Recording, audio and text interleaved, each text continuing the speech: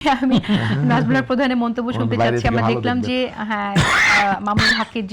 মামুনুল হককে নিয়ে যে আলোচনা আসলো সেখানে সেই আলোচনাটা এক্সপ্যান্ড করা হলো, সেই মন্তব্যটা এক্সপ্যান্ড করা হলো, যেমনটি উল্লেখ করলাম যে স্পিকারের যে কমেন্টটি ছিল সেটাও এক্সপ্যান্ড করা হয়েছে। কিন্তু পাশাপাশি মামুনুল হক একটি ব্যাখ্যা দিয়েছেন তার সময়ের এই ঘটনা নিয়ে, সেই ব্যাখ্যাটা সম্পর্কেও আমি আপনার কাছে শুনতে চাই, আর এই এক্সপ্যান্ডের বিষয়ে আপনি কীভাবে দেখছেন?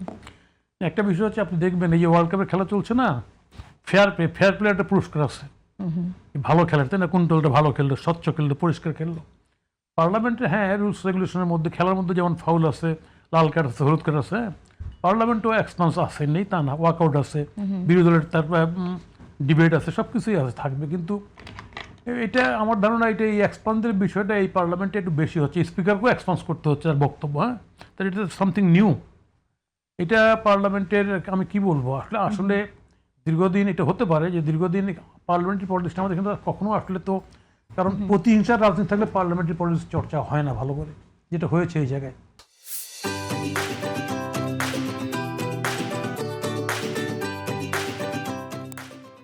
প্রতিহিংসাটা এত বেশি প্রধান ছিল যেটা সাধারণ ডিবেটও সরকার পক্ষ এটাকে ভালোভাবে নেন নাই, বা এখানটাও আমি দেখতে পাচ্ছি, হ্যাঁ, খুব সাধারণ ডিবেট, এগুলি পার্লামেন্টে অনেক হাস্যরস কৌতুক হয়। ইভেন কি আমি 79-এর জিয়াসের পার্লামেন্টে খেয়াল করছি, সেখানে ভালো ভালো পার্লামেন্ট লোক ছিল, মানে তো ফলে সেই পার্লামেন্ট কিন্তু চমৎকার আলোচনা হয়েছে। আজকে বর্তমান প্রেক্ষাপটে পার্লামেন্টটা যদি হেলদিয়ার হয়, তাই না, তাহলে আলোচনাটা, বিতর্কটা হইতে হবে, এটা মাস্ট। বিতর্ক ছাড়া একটা পার্লামেন্ট হেলদিয়ার হবে না। আর অপোজিশনের যেহেতু তার পদ আছে নির্দিষ্ট করা, তার দায়িত্ব হচ্ছে সরকারকে খোঁচাবে, সরকারকে যুক্তিতর্কের মাধ্যমে সরকারকে উত্তক্ত এটা করবে। সরকার যত কম উত্তক্ত হবে তত গণতন্ত্রটা সহনশীল মনে হবে, আর সরকার যদি উত্তক্ত হয় তাহলে গণতন্ত্রটাকে সহনশীল মনে হবে। কি মনে হচ্ছে সরকার? আমার কাছে বর্তমানে মনে হচ্ছে এখানটায় এই পার্লামেন্টে আমি দেখেছি যেগুলি খুব নর্মাল আলোচনা, অপোজিশনও আলোচনাটাকে ধারণ করতে পারছে না, আর পজিশনের পক্ষ তো স্বাভাবিক আলোচনায় বেশি উত্তেজনা মনে হচ্ছে আমার কাছে। তবে উত্তেজনা না হয়ে আলোচনা হলে ওয়াকআউট হোক, পার্লামেন্টে ওয়াকআউট হোক, বেরিয়ে আসুক। চাই না আমাদের পার্লামেন্টে, হ্যাঁ বিভিন্ন দেশের পার্লামেন্টে এই ঘটনা ঘটছে, যেটা বললো এমপি সাহেব, এগুলি না হয় বাঞ্ছনীয়। আমার মনে হয় না, যেহেতু এই দল দুটো যারা সরকারি দল বিরোধী দল বহুদিন কিন্তু একই ধারার একই সঙ্গে রাজনীতি করছে, ফলে পার্লামেন্টটা সহনশীল জায়গায় থাকা উচিত। কিন্তু আবারও যদি ওই যে কয় না যে মাইনাসে মাইনাসে প্লাস, তাই না, বা প্লাসে প্লাসে মাইনাস, এই দুইটাই যেহেতু একই ধরনের, তার কারণ দুইটাই তার দায়িত্বটা ঠিকভাবে পালন করতে পারছে না। আজকে কতগুলি বিষয় এই কথাগুলো আসবে, যেমন এই যে আজকে যদি বলি, যদিও কথাটা বলা এখন আর বোধহয় চলে গেল ডেটটা, এই যে আলম, এই যে এস আলম ছিল একজন না, ওনার হাইকোর্টের সোয়ামোটো হলো, উনি ইলেকশনের পরে নিজে তৎকালীন প্রধানমন্ত্রীর সাথে দেখা করলেন বউ বাচ্চার ফুলের তোড়া নিয়ে। এস আলম সাহেব লুট করছেন টাকা বহুত। মাঝখানে হিরো আলমের নাটক গেছে, রাজনীতিবিদ হিরো আলম।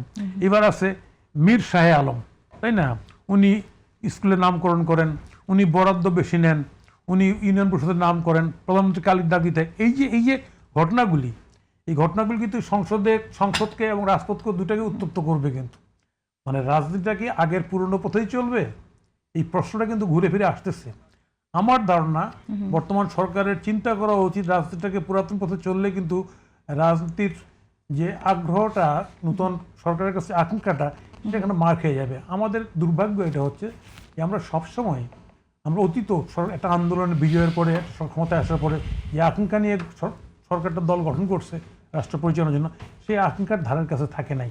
আমরা চাই এই গভর্নমেন্টটা থাকুক ধারের কাছে না, পুরোপুরি আকাঙ্ক্ষা নিয়েই থাকুক, রাষ্ট্র সরকারটা জনগণের সঙ্গে হাঁটে। ওকে, রাষ্ট্র পূর্ণ পথে চলছে কিনা আপনি প্রশ্ন তুলেছেন, সেই প্রশ্নের উত্তর আমার মনে হয় আপনি একটু যদি দেন আগে, যে আপনার কাছে কি মনে হয় যে পূর্ণ পথে চলছে এরকমটা মনে হচ্ছে? পূর্ণ পথে চলতে চায় না, কিন্তু পূর্ণ পথে চালার জন্য লোক রেডি হয়ে গেছে।